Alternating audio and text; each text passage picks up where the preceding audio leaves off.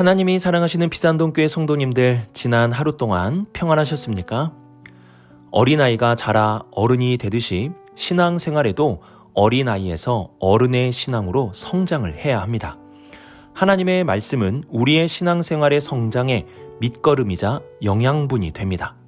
오늘 말씀을 통해서 신앙의 영양분을 듬뿍 받아 우리의 신앙이 어제보다 한 걸음 더 성장하는 복된 하루가 될 수 있기를 바랍니다. 기도하겠습니다.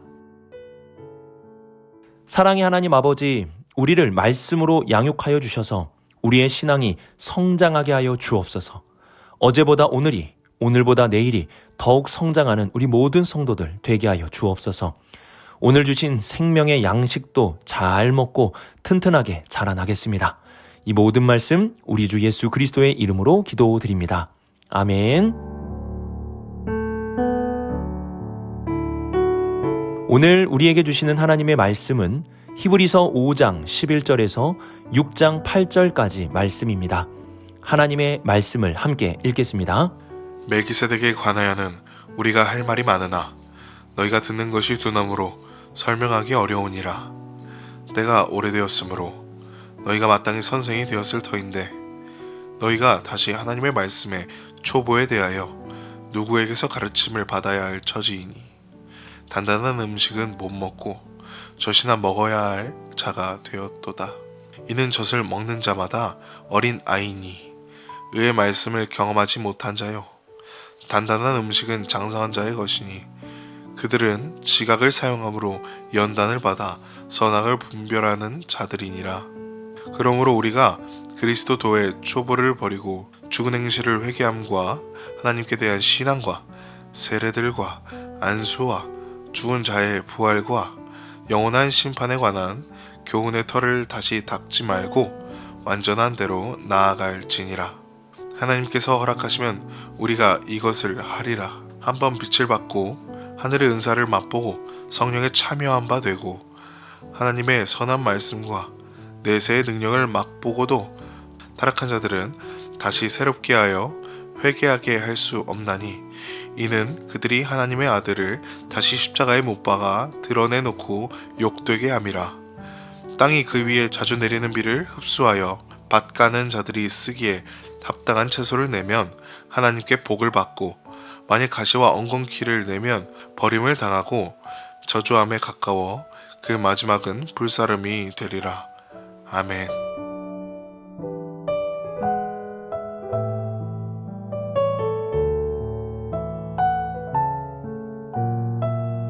우리는 오늘 말씀을 통해서 당시 교회의 문제 상황을 볼 수가 있습니다. 당시 교회는 성장이 멈춰버린 문제가 일어났습니다. 여기서의 성장은 교회의 외형적인 숫자나 헌금, 예배당에 대한 부분이 아니라 내형적인 것, 즉 성도의 신앙에 대한 부분을 가리키고 있습니다. 그래서 11절을 보시면 멜기세덱에 관하여는 우리가 할 말이 많으나 너희가 듣는 것이 두나무로 설명하기가 어려우니라고 말씀합니다. 히브리서 저자는 더 깊고 심오한 말씀들을 알려주고자 합니다. 하지만 당시 성도들이 듣는 것이 둔하여 들을 수가 없기에 알려줄 수 없다고 말합니다. 그러면 듣는 것이 둔하다는 것은 무엇을 가리키는 것일까요? 12절 상반절을 보시면 때가 오래되었으므로 너희가 마땅히 선생이 되었을 터인데 라고 말씀합니다. 당시 교회에는 신앙생활의 연수가 오래된 성도들이 많이 있었습니다. 그 연수 정도가 되었으면 다른 사람에게 복음과 말씀에 대해 가르칠 수 있어야 하지만 아직도 말씀의 초보에서 벗어나지 못하고 있었던 것입니다. 하나님의 말씀을 가르친다는 것은 꼭 목회자와 같이 전문적인 교육을 받아 성경 공부를 진행한다는 것을 의미하는 것이 아닙니다. 하나님의 말씀을 배우길 원한다면, 그리고 하나님의 말씀에 목마르다면 하나님께서 그 심령에 말씀들로 채워주실 것이고 그 채워진 말씀은 다른 사람에게 흘러갈 수 있게 되는 것입니다. 그러므로 가르칠 수 없다는 것은 하나님의 말씀을 배우거나 사모하는 마음이 없는 상태를 말합니다. 하나님의 말씀에 대한 목마름이나 배움에 대한 열정이 식어지자 성도들의 신앙의 성장이 멈춰버리게 된 것입니다. 더 나아가 히브리서 저자는 단단한 음식과 젖을 대조하여 당시 교회 성도들의 문제들을 보여주고 있는데요. 젖을 먹는다는 것은 의의 말씀을 경험하지도 못하고 연단을 참지도 못하며 선악을 분별하지도 못하는 상태를 의미합니다. 말씀에 대한 사모함과 배움의 열망이 없는 자들은 말씀의 경험이 있을 수가 없습니다. 또한 고난을 이겨낼 수도 없게 되죠. 그리고 선악이 무엇인지도 분별하지 못하고 살아가게 될 것입니다. 이러한 상태는 젖을 먹는 것이고 아직 장성하지 못한 상태를 의미합니다. 우리의 신앙은 성장하고 장성한 분량에까지 이르러야 합니다.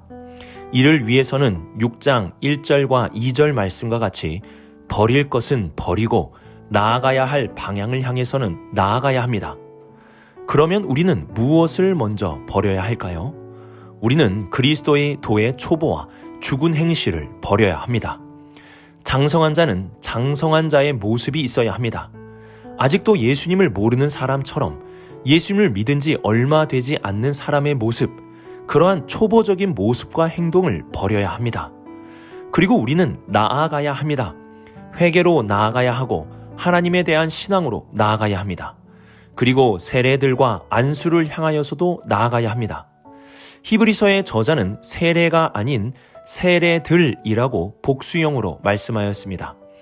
이는 우리가 예수님을 믿을 때 한 번 받는 세례라기보다는 반복적으로 죄에 대해서 씻는 모습을 말합니다.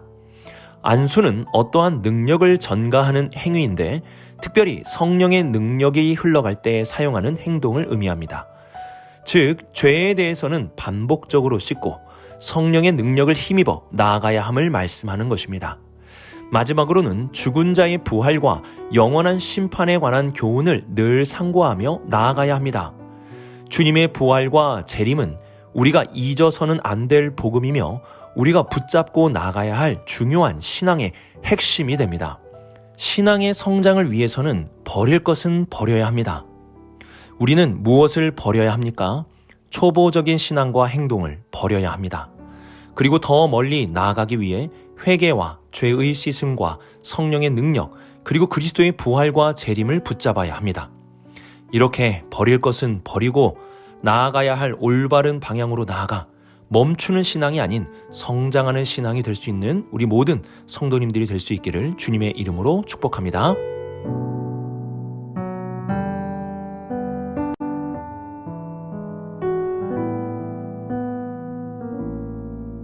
오늘 히브리서 저자는 성도들을 향하여 굉장히 강력한 경고를 하고 있습니다. 성장하지 않는 것이 당연한 것이 아니라는 사실을 말하는 것입니다. 성장하지 않고 아직도 초보적인 신앙, 어린아이의 신앙으로 머무는 것이 얼마나 위험한 것인지 그 심각성을 알려주고 있습니다. 6장 3절의 말씀은 우리의 신앙이 성장하지 못하는 것은 하나님이 은혜와 말씀을 주시지 않기 때문이 아니라 우리의 문제임을 알려줍니다. 하나님은 우리의 신앙이 성장하기를 원하시는 분이십니다. 그분은 신앙의 성장에 대해서 반드시 허락을 하시는 분이십니다. 그러므로 중요한 것은 우리가 성장하려는 의지를 가지고 나아가야 이러한 성장이 이루어질 수 있는 것입니다. 4절과 5절 말씀을 보시면 맛보고도 라는 말씀이 반복되고 있습니다. 여기서 맛본다는 것은 신앙생활을 어느 정도 했다는 것을 의미합니다. 예수 그리스도의 복음의 빛도 받고 하늘의 은사도 경험하고 성령 안에 참여도 해보고 말씀의 경험, 내세의 능력에 대한 경험도 있는 것입니다. 하지만 이러한 맛을 보고도 성장하지 않으면 그러한 신앙에 머물러 있는 것이 아니라 타락하여 떨어지게 될 수도 있다고 말씀하는 것입니다. 문제는 이러한 맛본 자들이 타락의 길로 가게 되면 다시 새롭게 회개할 수 없고 예수 그리스도를 십자가에 다시 못 박아 욕되게 하는 행동이 된다는 것입니다.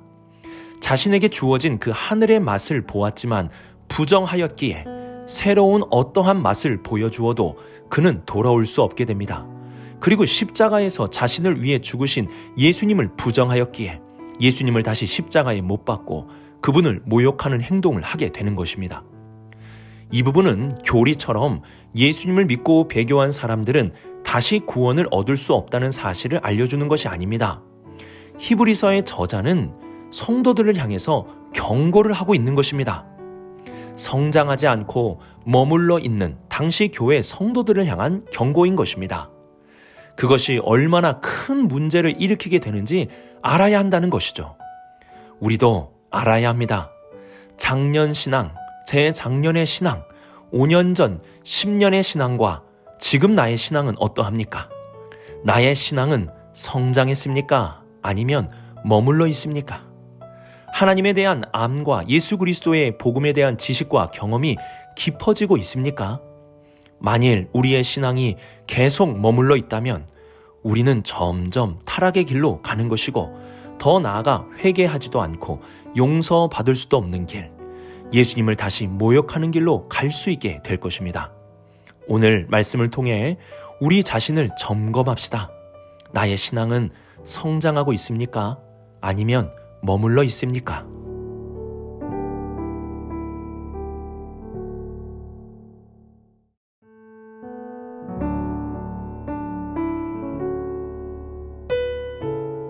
(7절과 8절은) 자연에서 쉽게 얻을 수 있는 현상을 가지고 경고의 말씀을 주고 있습니다.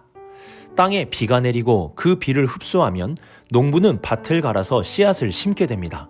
그러면 좋은 열매들이 맺어지게 되죠. 이는 당연한 이치입니다. 그런데 똑같은 땅에서 똑같은 비가 내려졌는데 한 곳에서는 채소가 풍성하고 다른 한 곳에서는 가시와 엉겅퀴가 난다면 무엇이 문제라고 할 수 있을까요? 그 문제는 비도 땅도 아닌 바로 농부의 책임일 것입니다. 히브리서 저자는 하나님의 말씀으로 주어진 밭을 기경해야 함을 말씀하고 있습니다. 우리가 밭을 기경하면 복이요, 기경하지 않으면 결국 가시와 엉겅퀴가 나와 불사람이 될 것이라고 경고합니다. 이는 굉장히 두려운 경고입니다. 우리는 우리에게 주신 밭을 기경해야 합니다. 그 밭에서 채소가 성장하고 열매들이 맺어지도록 기경해야 합니다. 오늘의 말씀의 근거에서 본다면 초보의 신앙에 머물러 있는 것은 기경하지 않는 밭과 같습니다. 버릴 것을 버리지 못하는 신앙도 기경하지 않는 것입니다. 우리는 밭을 기경하는 부지런한 농부가 되어야 합니다. 장성한 자의 신앙으로 나아가기 위해 하나님의 말씀을 더욱 사모함으로 열심히 알아가 연단을 잘 받고 선악도 분별할 수 있어야 합니다. 버릴 것은 버리고 회개함과 하나님의 신앙과 씻음과 성령의 능력으로 나아가야 합니다. 그리고 예수 그리스도의 부활과 재림의 신앙으로 나아갈 수 있어야 합니다. 그렇지 않으면 그 마지막은 불사름이 있게 될 것이라 경고하고 있는 것입니다. 오늘의 말씀을 묵상하며 우리의 밭을 기경할 수 있기를 바랍니다. 초보적인 신앙에 머물러 계시지 마시고 이제 버릴 것은 버리시고 나아가야 할 방향을 향해 나아갈 수 있어야 합니다. 그 변화의 시작은 하나님의 말씀에 대한 열심과 사모함입니다. 그 말씀에서부터 성장의 씨앗이 주어지고 변화의 기경이 일어나게 될 것입니다. 그렇지 않다면 우리는 타락으로, 회개할 수 없는 자리로, 주님을 모독하는 자리로, 불사름이 있는 자리로 나아가게 될 것입니다. 오늘의 말씀을 통하여 우리의 밭을 기경하며 믿음이 장성한 분량에 이룰 수 있는 우리 모든 성도님들이 되시길 주님의 이름으로 축복합니다. 기도하겠습니다. 사랑의 하나님 아버지, 오늘 말씀을 통하여 우리의 신앙이 성장하는 신앙으로 나아가게 하여 주옵소서. 주님의 말씀을 더욱 사모하며 주님의 말씀을 알길 힘쓰는 우리 모두가 되게 하여 주옵소서. 버릴 것은 버리고 나아갈 길을 향해 나아가게 하여 주옵소서. 초보적 신앙에 있는 모습이 버려지게 하시고 회개와 정결과 능력과 진정한 복음을 붙잡고 나아가는 우리 모든 성도들 되게 하여 주옵소서. 그래서 하나님이 주시는 놀라운 복을 받으며 신앙생활하는 우리 모두가 되게 하여 주옵소서. 이 모든 말씀 살아계신 하나님의 아들 우리 주 예수 그리스도의 이름으로 기도드립니다. 아멘.